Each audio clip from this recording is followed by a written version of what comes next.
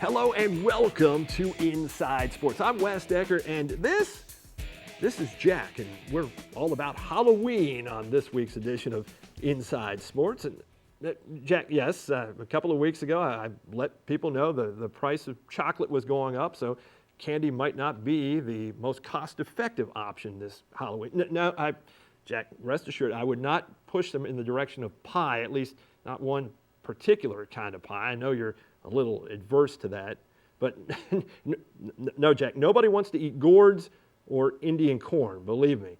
But you sort of remind me of the Chick-fil-A cow pushing chicken over steak. But I got something for you. Just relax for a minute, and something for all of you out there.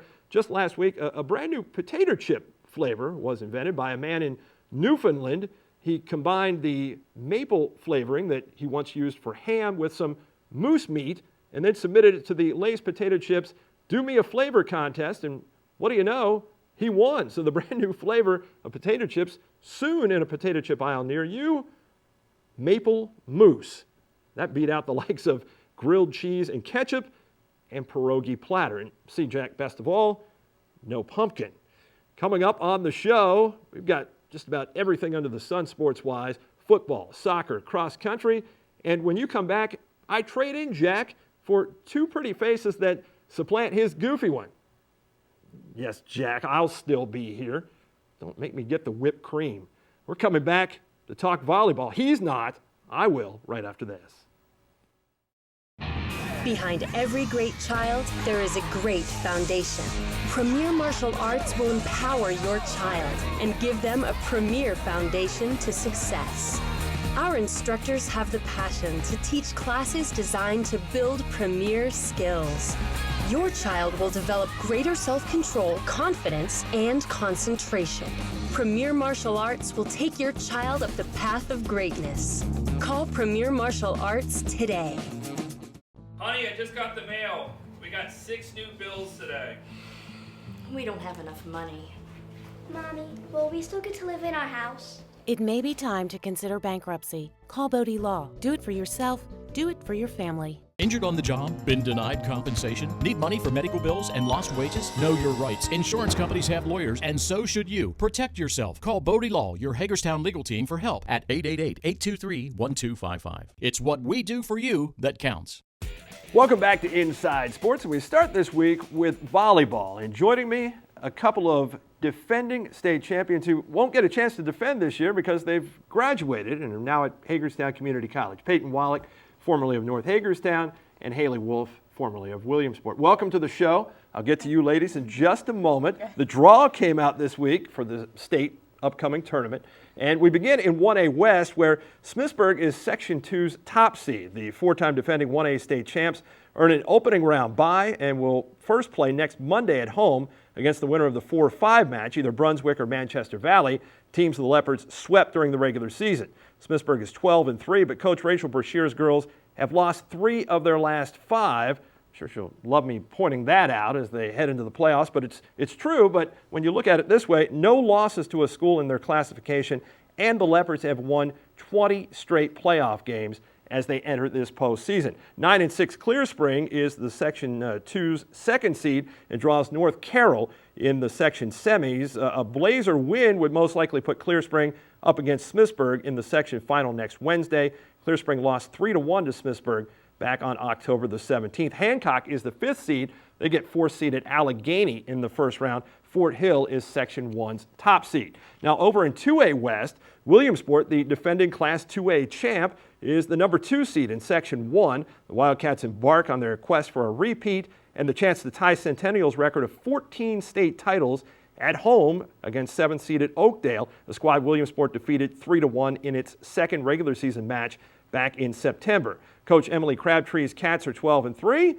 But again, I upset a coach by mentioning that 2 of those losses came in their last 7. However, just like Smithsburg, Williamsport has not been defeated by a school in its classification this season. And Haley, you know Williamsport volleyball a little bit, and hate to take you back to a bad time, but in 2011, the good part of it was you came in with an undefeated mark into the playoffs, but then you lose that first game to Middletown. So does it alleviate a little bit of the pressure potentially for a team having lost a game or games during the regular season? Well, it's not fun losing. Of course, any athlete hates losing.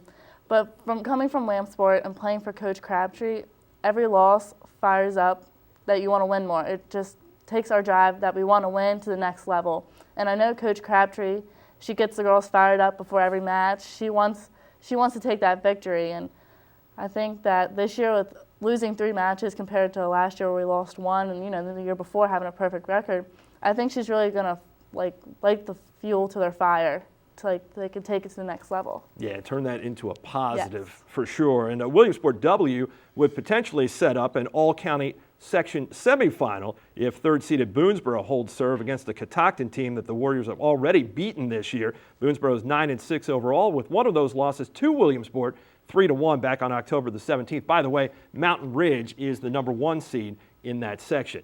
Over in 3A West, the 2-time defending state title holders from North Hagerstown are the top seed in Section 1 with a 12-2 mark, securing a first-round bye in the process. The Hubs entered the postseason on a 4-match win streak and are back at full strength with the return of Zoe Schreiber from a foot injury.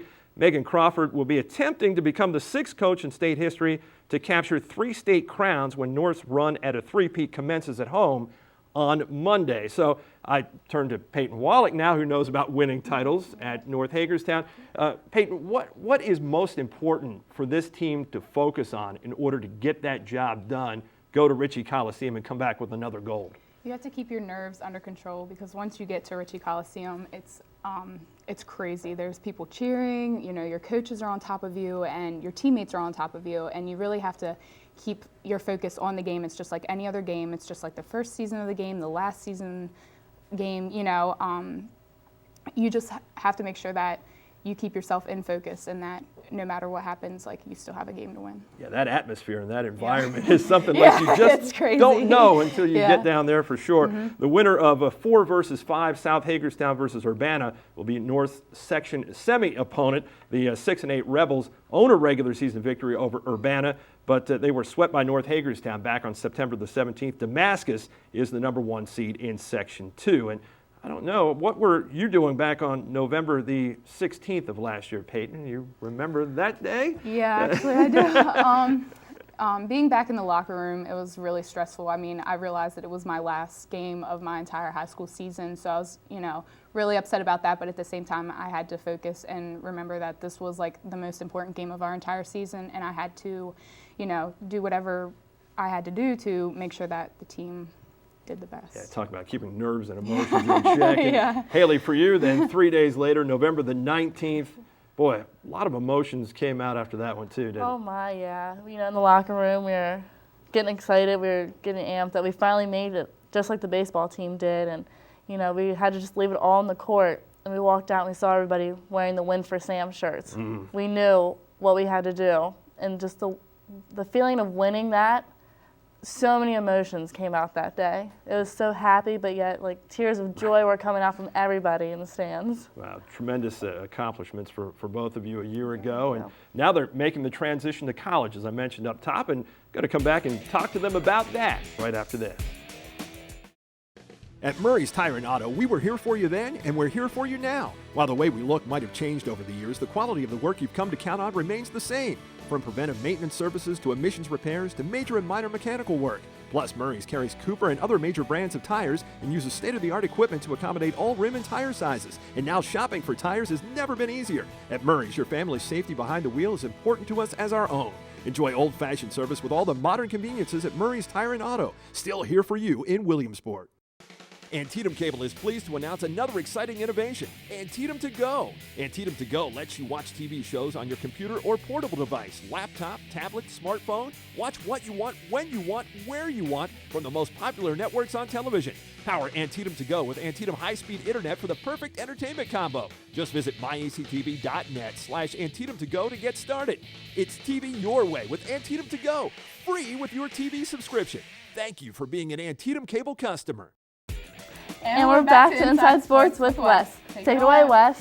Well, thank you very much. Man, this is working out great. And I must mention to people, and I have to say this just so you can corroborate it on camera because nobody would ever believe me off camera. Last night when I saw you out at HCC, you actually said to me, hey, we're excited to see you. We haven't seen you since last year. Nobody ever says that to me. And you really said that, right? We really did. Okay. We were excited to see you. We were excited to be here. There's no electric shock or anything going on here. They really did say that. So anyway, let's move to the transition that you made this year, obviously to Hagerstown Community College. And Peyton, let me start with you, the Inside Sports Player of the Year a year ago, and just a tremendous season overall for you individually and collectively with your North Hagerstown teammates. What's been the biggest adjustment for you going from high school volleyball now to volleyball at the NJCAA level?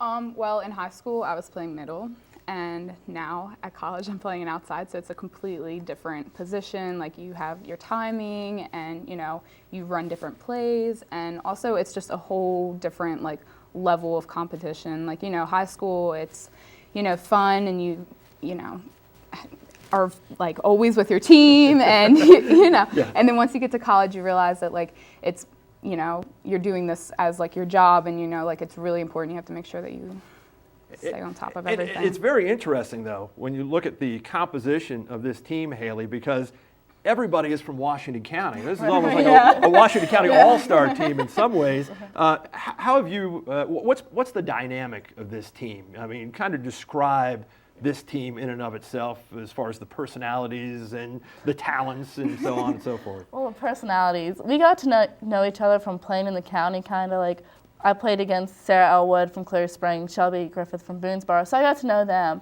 and of course club ball. But the personality of our team, it's never a dull moment. No. Our team is a funny team. It's always jokes. Before every practice, half an hour, we just sit there and joke around about a new game we come up with before volleyball, or a funny story about somebody's day. It's such a relief to go to practice and be with the team because they just put me in such a good mood.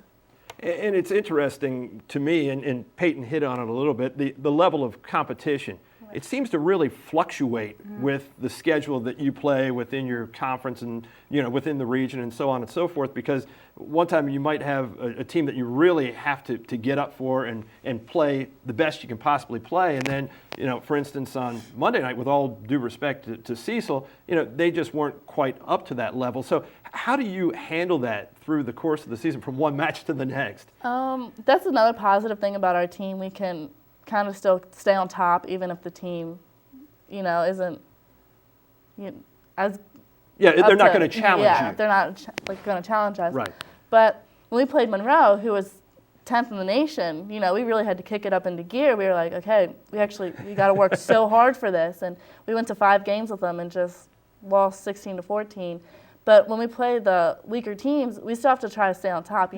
We cannot get lazy and go down to play lower on the level that they're playing on. And, we don't want to do that. We want to stay on top and play how we know to play. Yeah, you have to keep your edge. I think that's what you're saying there. And Peyton, talking about Monroe being ranked, so is Hagerstown Community College, 18th in the nation a week ago, and you win the conference again, 8th time in the last 11 years. I think HCC's done that. And 12 years in a row, won the tourney championship, which begins next weekend. What's the approach for that from this team? Just, business as usual, just, take care of business? And Well, we have a really diverse team this year. Everybody can play almost every position, so, we really have a really good athletic team. Also we have a lot of pressure on us because in the previous 12 years we've always gone. So, right. I mean, for it not to go this year would be, disappointing, but I think we know that we definitely have the capability of doing it. We just have to push through and keep going. 25-6 record for Coach Ann Reynolds and Hagerstown Community College, and it's nice to see some familiar faces come back. Well, you've never actually been in here. I'd always come to you, but it's nice to get you back on the show and maybe give people a little sense of what it's like once you leave high school and bring some of these former champions back to the show. So thanks for kind of, blazing the path there for me. I appreciate that. You're welcome. Thanks to Peyton and Haley for being here, and I'll be back right after this. The show continues with a couple of North Hagerstown football players in just a moment. Boxes are good for a number of things, but not as your flooring store. Excuse me, where can I find your ceramic tile expert? Ceramic tile expert? You're looking at him. But aren't you the... Ceramic tile expert. At Carpet Gallery, flooring isn't just one of the things we do, it's the only thing we do. And when they say free, we say, really? Here, you'll meet with flooring and ceramic tile experts with over 70 years of experience, and that's for real, and that's real value. Trust Carpet Gallery for all your flooring needs and think outside the box. Welcome back to Inside Sports. I'm joined now by a couple of North Hagerstown hubs, Aaron Miller and Matt Ritter. Welcome to the show, guys, and good to have you here, fresh off a win over Smithsburg on Friday by a score of 41-2. Pretty dominating effort. Aaron, let me start with you. I know you guys weren't happy with what had transpired the week before against Catoctin, and you come out against Smithsburg on Friday night and fumble the opening kickoff. So all of a sudden, Smithsburg has the ball at your 44-yard line, but the defense really dug in, kind of set the tone, and then the offense went right to work from there. You're playing on both sides of the ball. What was the mindset coming into that game, just to take care of business?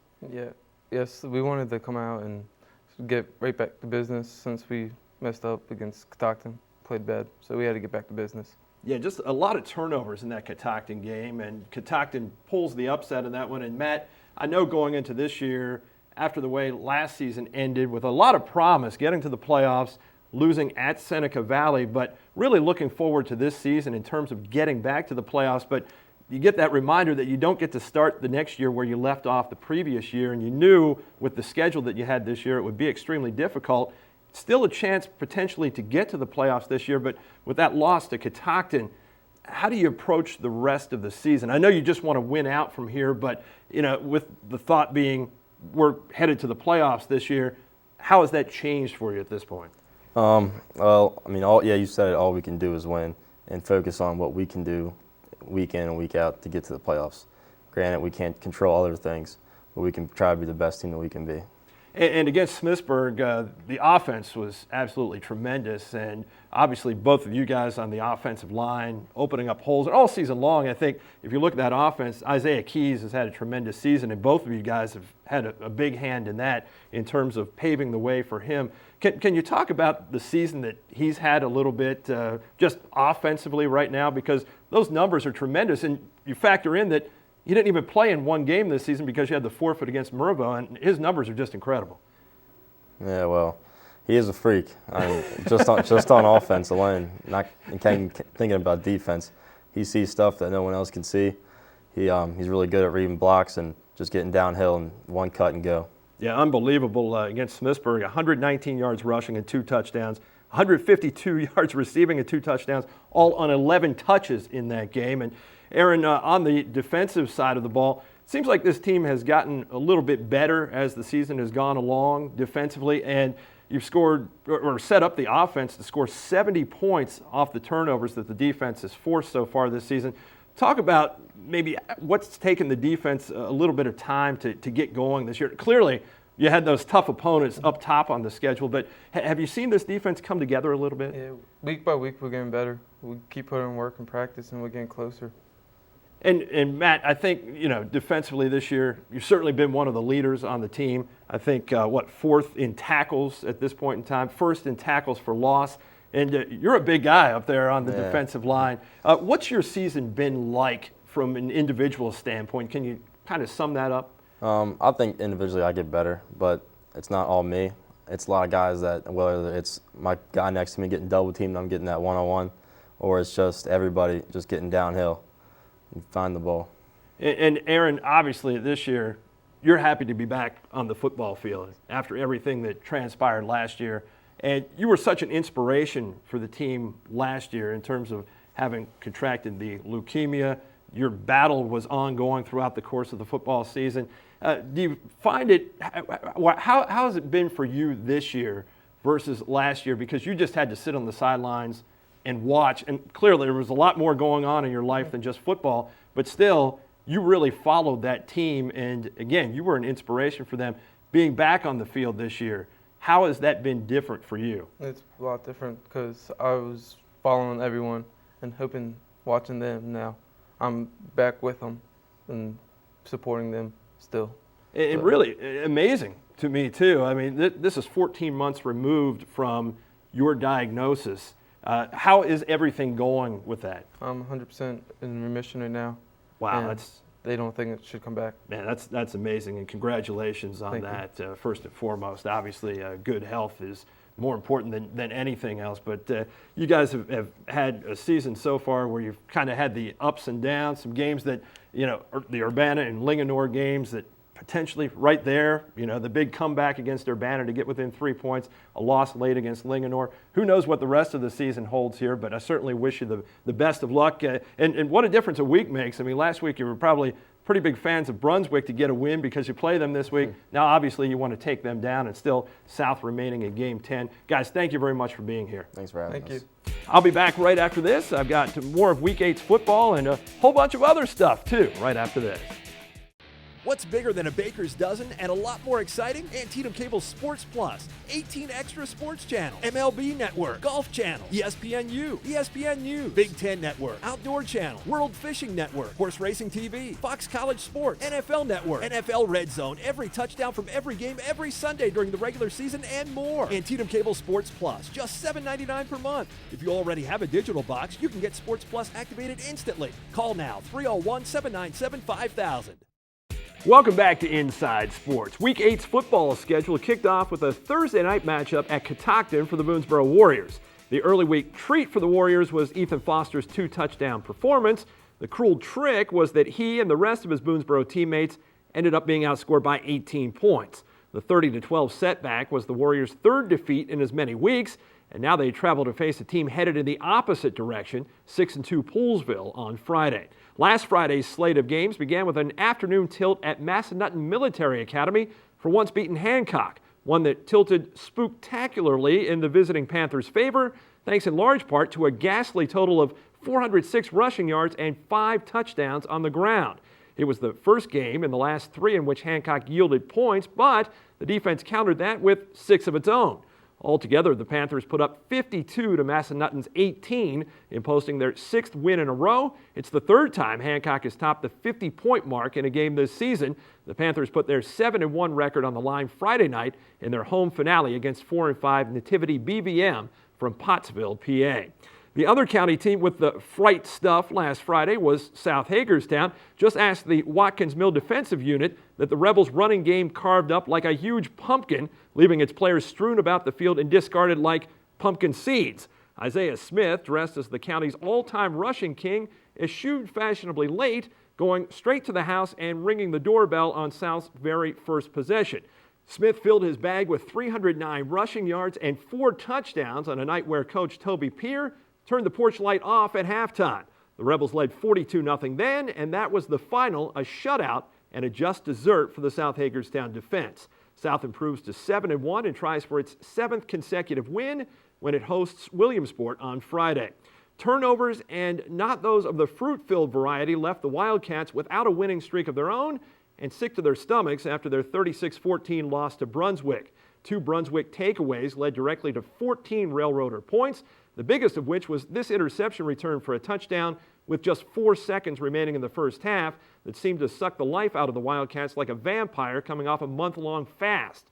To Williamsport's credit, the Cats trimmed their 24-8 halftime deficit to 24-14 in the latter stages of the third quarter, only to be deflated again like a huge blow-up ghost in the front yard on November 1st when Brunswick returned the ensuing kickoff for a TD moments later. The 36-14 loss drops Williamsport to 2-6 overall. Clear Spring was trying to avoid that same fate at winless Spring Mills, a new program that had never even sniffed the lead in a game until Friday night. With the score 14-0 in the second half, as if they had been cast in a Halloween slasher movie, the Blazers pulled out all the stops to avoid becoming Spring Mills' first victim. Their biggest player, lineman Joey Fisher, was transformed into running back Joey Fisher, and he managed to pull Clear Spring within 7 points. And even when Fisher and starting quarterback Jake Brandt left with injuries, Clear Spring's heart never stopped beating as Jordan Gladden scored to bring his team all the way back before Spring Mills forged in front 21-14 with just 2:29 left in regulation. Now, resembling characters from Night of the Living Dead, the Blazers were depleted, but most importantly, they were still alive, and backup quarterback Henry Eby did all he could to get them back in the end zone. Unfortunately for Eby, heroes generally suffer cruel fates in thrillers, and this one proved to be no different. The epitaph for him and his teammates, 1 yard and 7 seconds. But you can always go home, and Clear Spring will this Friday night, though it doesn't get any easier when the Blazers host 6-2 East Hardy. A football team that can certainly commiserate with Clear Spring is St. James. A beat-up Saint squad came up short on Saturday by 7 points to 14-7, their fourth loss in succession. 2-5 St. James concludes its season this Saturday at 4-3 Murray. Attempting not to let the season end, the mission of 13 county soccer teams in the Maryland State playoffs. Following last Thursday and Friday's action, 6 continue that mission. On the girls' side of the ledger, where we haven't had a state champ from the county since Smithsburg in 2006, the only team to have survived playing a match so far is the 3rd seed in 2A West. Williamsport moved into the Section 1 semis with a 2-1 win over Walkersville. Second-seeded Boonesboro was ousted by Oakdale 1-0 in penalty kicks. However, Oakdale isn't exactly what you might consider a 7 seed. The Bears now have 11 wins this year, as do their hosts on Thursday, the Wildcats, who own a 2-1 regular season victory over Oakdale from October 3rd. The winner plays either top-seeded Mountain Ridge or 4th-seeded Middletown for the section title. As for the boys, where the county state championship drought stands at 16 years, similar to the girls, only one team who's played is still alive, and it's the last county school to wear the state crown back in '96, Williamsport. And the Wildcats got off to a good start last Thursday with their 2A West Section 1 quarterfinal triumph over Catoctin. The 3rd-seeded Wildcats' 3-0 victory advanced them to play at 2nd-seeded Oakdale, a 4-0 winner over Boonesboro. Williamsport carries a 6-game win streak into that one, a stretch in which it's allowed just 2 goals. The Wildcats will be attempting to avenge a 2-1 regular season loss to Oakdale back on September 9th. At the 36th Annual County Cross Country Championships last Thursday in Smithsburg, it turned out to be Boonesboro's day. In the first race of the afternoon, the path to Boonesboro's 3rd consecutive team title was paved by its incredible talent and depth, and it would need to be. While the way the race started was typical for Megan Grams and Haley Wright as they took their respective places at the front, atypically only Wright would finish. Grams, who had led the Warriors all season but started Thursday's race under the weather, was pulled out about halfway through by assistant coach Sean Cutsale. That put the spotlight on the sophomore, who barely squinted in stepping into it and, pun intended, running with it. Wright crossed the wire in 18:54.5, more than 54 seconds ahead of Emily Ward, the first of 3 North Hagerstown girls to finish in the top 7 for a Hubs team that finished as runners-up by some 31 points. That's because Boonesboro just kept scoring, capturing 3 of the next 7 spots. Courtney Cunningham led that contingent, coming home 3rd, followed nearly 27 seconds later by Ella Hawkins in 4th, and about 39 seconds after by Anna Solberg in 9th. Incidentally, Grams was expected to be ready for the region meet this Thursday. In the boys' race, it was 364 days ago that Sean Snyder finished 2nd to a runner from Williamsport. The Boonesboro senior was intent on not letting history repeat as he blazed his way to the front through a 5-minute and 21-second first mile. Opening a sizable lead proved to be the right strategy for Snyder, who had enough of one to hold off a late charge by Clay Smith of Williamsport to win by 5.8 seconds in 17:18.1. It was another 10.4 seconds back to city champion Darren Harmon of South Hagerstown in 3rd, before Boonesboro's Otto Solberg, South's Isaiah Merrill, Boonesboro's Nick Zielinski, and South's Tony Rostick all finished within 10.4 seconds of each other for 4th, 5th, 6th, and 7th, respectively. Placing 5 runners in the top 9 helped the Warriors defeat the Rebels by 16 points. For South's boys, the second-place finish was their best showing ever at the county meet. For Boonesboro's boys, it's their first county title in 28 years. Congratulations to Coach Becky Walter and her teams as they become the first to sweep since North in 1998. It's on to regionals this week, and qualifiers advance to the state meets a week from Saturday at McDaniel College. Hard to believe, but 2 weeks from Friday, practice begins for the winter sports season. But the best part of the fall campaign is still to come, and we'll document and present it to you all right here on Inside Sports. Thanks for watching today. Happy Halloween, and I'll see you next time on The Inside. Hey, your sisters and your brothers, your haters and your lovers, you gotta get up in the streets. Hey, don't complain to mother, they hiding under cover, you gotta get up